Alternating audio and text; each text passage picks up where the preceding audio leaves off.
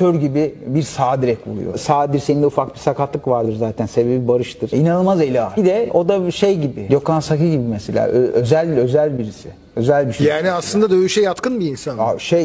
Herkese merhaba arkadaşlar, kanalımıza hoş geldiniz. Barış Arduç ve Hande Erçel yeniden bir film için bir araya geldiler. Barış Arduç son olarak Alparslanlar Büyük Selçuklu ile büyük beğeni kazanmıştı. Hande Erçel ise Bambaşka adlı bir dizide ekranlara dönüş yapmış, reytingler yakalanmaması sebebiyle diziye veda etmişti. Habere göre Barış Arduç ile Hande Erçel bir araya getiren proje Rüzgara Bırak filmi oldu.